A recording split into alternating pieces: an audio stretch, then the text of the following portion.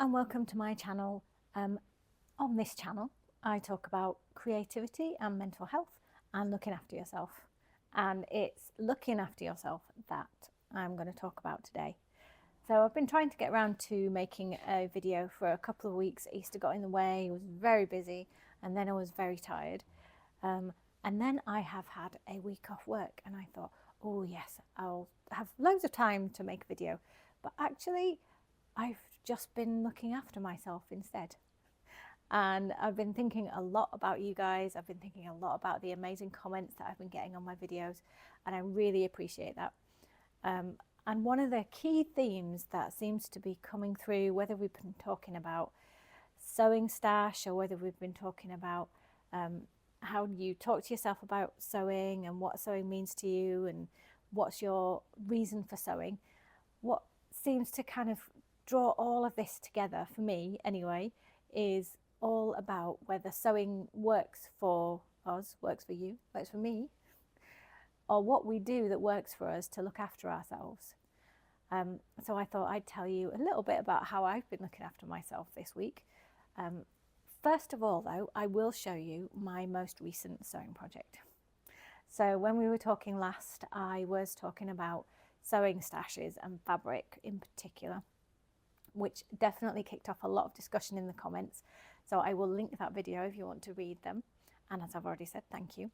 And I showed you some purple sweatshirting that I got from Minerva, and I said I was hoping that I would get round to sewing it up really soon. And sure enough, I did. Yay! I actually sewed something. It's the first time for ages. And I love the sweatshirt that I made. It was the I Am Lion pattern. It's I Am Patterns, isn't it? And then the pattern is called Lion. I think that's the right way around. I will show you a picture right now of the pattern itself, of the fabric, and then a picture of myself. So I made it a couple of weeks before Easter, or maybe a week before Easter, I think. And this is a lovely picture of me on the beach when it was sunny on Easter Sunday. We had beautiful weather up here. The particular beach, if you are interested, is St. Bees Beach in Cumbria. And St. Bees is, it's where the coast to coast walk starts from, or ends, depending on which way around you do it. I believe the other end is Whitby, or Robin Hood's Bay, somewhere around there. But at this end, it is at St. Bees. It's a really lovely sandy beach, although the beach does entirely disappear when the tide comes in, so you've got to watch out for that. Anyway, we went there on Easter Sunday. We had a lovely walk around the sand, and I took the opportunity to take a picture in the sunshine of my new sweatshirt, and I'm very pleased with it, and I've worn it quite a lot. In fact, I've had to stop myself from wearing it all the time. Although why I would stop myself doing that, I don't know. If I want to wear it all the time, I could wear it all the time. You also catch me right now in many layers, because what I was doing earlier today and what I have been doing for many days while I've been off work has been out in the garden. So I thought I would continue my chat. I think the window's over there. The weather has been insane the last few days in terms of how windy it's been. Warm, weirdly, but windy. Now it's not windy. I can take you outside and I can show you how the garden is. I've done a garden tour before on this channel, and I know it's gone down really well. So I'm going to turn the camera around. We're going to go out of the back door, and I'll show you some of the things I have been up to, and I'll continue my chat about looking after yourself. So there is 100% going to be lots of bird noise in the background, but this is how the garden looks out of my back door, including a washing line. But it's just 6:30 or so in the evening here in Cumbria today, and the sun has finally come out. It was raining so hard earlier. So I've been doing various garden projects. Like yesterday when it wasn't raining, I cut down a lot of willow, but I didn't get a chance to move it, and now it's soaking wet, so it's going to stay there until it's dry. I have willow fences or hedges that I planted all around the house. I've been moving and dividing this sedum, which is amazing for butterflies in the autumn. We had grasses there, but they died last winter, very dead. I waited a whole year to see if they would grow back, but they wouldn't. So these are my sedums, all sorts of different colours when they flower later in the summer. But they're such a reliable plant. I dug them all up from over here where this yellow barked dogwood is. It gets lovely winter stems, so I've pruned that.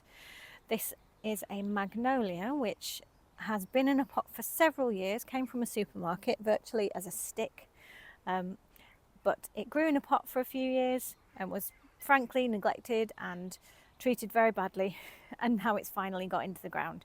And we took ages to decide where to put it because we had a magnolia at this house when we moved in, and it was in entirely the wrong place. It was so close to the house that it basically, well, when we did the renovations, it was going to be in the way of a door. So it had to come out, but it was a full grown tree, 5-6 meters tall. It was beautiful, but in completely and utterly the wrong position. So if we replaced a magnolia, we always said we wanted to put it somewhere that it could stay. So it's a very tiny magnolia. Whether we'll ever see it get to be a tree, I don't know, but it has got its feet in the ground.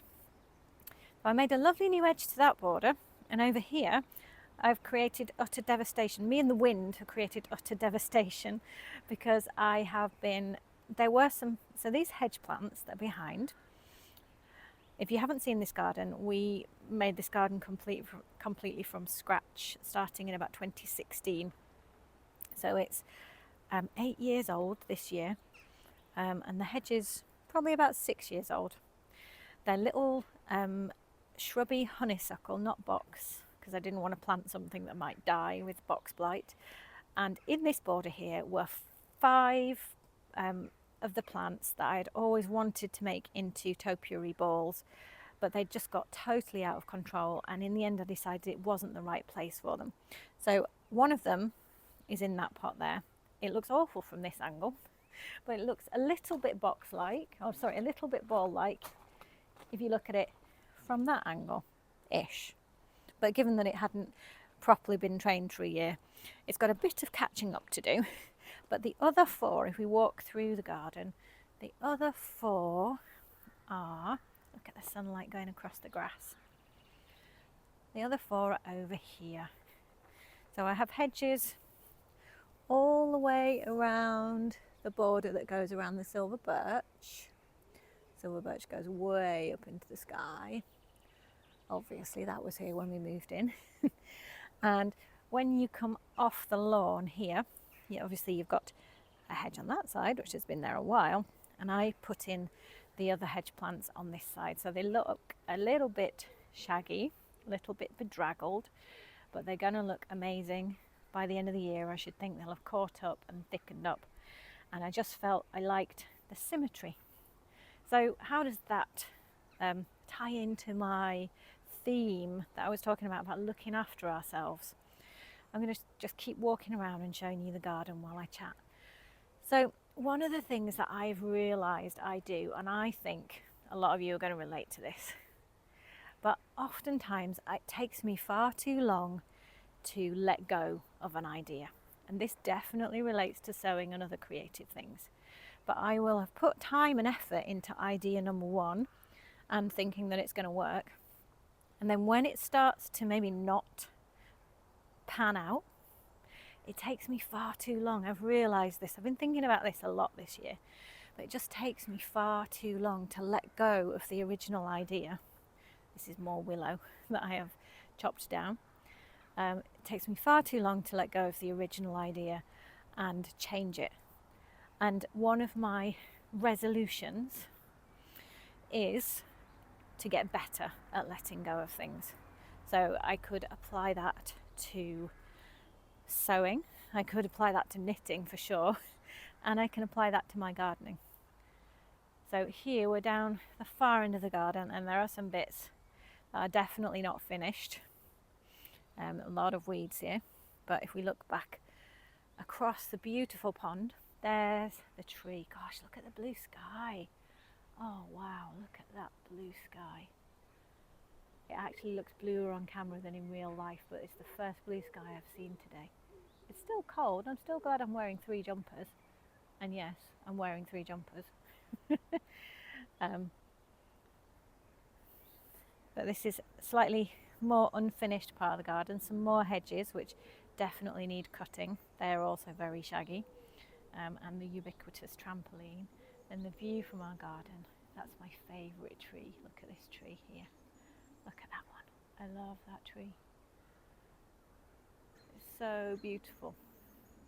And it's looking amazing because the sunset comes across that field. This time of day, we can get a pink sky often. Not yet, but we might get a pink sky tonight. So I was wondering if you guys do relate. Do you relate to that idea of not letting go of things? I realised that I've had loads of sewing projects last year that I had to clear out in my sewing room, and they were half finished, but I didn't love them anymore, and I didn't want to spend my time finishing something that I wasn't into anymore. So I threw them away, or I rehomed them, but honestly, in some cases, I threw them away, because why would I give my precious free time to something that isn't giving me joy? And another thing I wanted to share, here is my greenhouse, which until yesterday was a scene of utter devastation. It was just basically a dumping pit of garden detritus. So I cleared it out this morning. I planted loads of seeds, so I have some beautiful empty seed trays. But hopefully in a few months, no, not months, in a few weeks, I'll have lots of exciting green shoots. And if you're interested, I can give you an update. I know this isn't a gardening channel, but it's a do things that makes you feel good channel. And so here's something that makes me feel good. I get the gardening bug so hard in spring. I'm going to close that because it's not very warm. It's definitely warmer in there, and it won't stay warm if I don't keep the door shut. I definitely get the gardening bug really hard in spring. It takes a lot to get me out of my winter hibernation, but when I do, it comes on hard. Here we are back at the silver birch, the other side of this border with the hedges around it. I love this border. When I brush my teeth in the morning, I look out of that window up there in our metal cube, because there's a bathroom in there, and I look down on this border. So a lot of what is planned in here is planned to see it from above. And I guess in a way, that also kind of links into what I'm talking about in terms of just do what makes you feel good. That's a bit of a wobbly shot, sorry. And let go of the things that don't make you feel good when we're in the world of your free time. So of course we've all got obligations. This area needs a bit of weeding, although I did do weeding over here. Let's look at the bit I did weed. Lots of hostas there, more hostas over there. I've spent too long in my life feeling obligated to do sewing or to do gardening in a particular way. And I don't know, this year I've just woken up to, wait a minute, this is your free time. Do it when you want and don't do it when you don't want to. The end. That might seem pretty radical, and it does feel pretty radical, but it's giving me permission to have a lot more enjoyment out of the things that I already liked, but sometimes they just became a chore, and that's not fun. So if your creative thing, if you're sewing, if you're knitting, if you're art, if whatever it is that you do that should have the label on it of being for you because you do it during your free time, if that's not feeling great today or yesterday or tomorrow, just ask yourself, is that what I'm doing? Am I making this a chore? Am I putting a whole load of shoulds on this thing that should be my joyful time? Do I really want to do this thing at this time? Do I really want to do this project right now? And if the answer is no, put it down and walk away. Do something else. So I've come back inside because I wanted to show you one final very radical thing that I've done. It won't look radical unless I explain why it's radical. Here it is. It's cake. Okay, wow. It's not finished either yet, but why is that radical? Well, I'll tell you why it's radical. Because at the moment, I'm the only person in this house. And that's going to be the case for the next 3 days. actually the longest I've ever been on my own as an adult. Isn't that weird? But it's true. And I've made myself a cake just for me because I wanted to. And yes, it's too big for me to eat. I would be very sick. But I wanted to have a cake, and I didn't want to have a shop bought cake. I wanted to have a proper homemade cake. So I made a cake. So that might seem a very simple thing, but for me, it just totally represents this idea that I'm talking about today. The idea that you are worth doing whatever you want to do. If this is your free time, and this is a really special time for me because it is a week all on my own, which, as I said, I've never done that before, and I don't know when I'll do it again. And I'm loving it, although I'm missing everybody. But if it's time, whether it's half an hour, whether it's 5 minutes, whether it is an entire week or longer that is supposed to be for you, then make sure those choices that you're making are for you. So I would love to hear from you in the comments down below about what things you do that are just for you, and how do you make sure that you are following this idea, if you do follow this idea, that the things you do for joy should be done for joy. It should be what it says on the tin. Let me know in the comments down below whether you find that really easy, and if you do, please share how you find it easy, because boy oh boy, this is a learning curve for me. And if you don't find it easy, then let us know what you find difficult. What are the traps that you fall into? What do you find hard? What mistakes do you find yourself repeating over and over again? Because maybe we can have a chat about what that's like. And I do know that the wise people who watch these videos will be able to help with some advice in the comments as well. Thank you so much for watching. I love that you're there. I love reading the comments, and I will be back really soon with another video. Maybe even let me know in the comments down below what you would like me to chat about next. See you soon. Bye.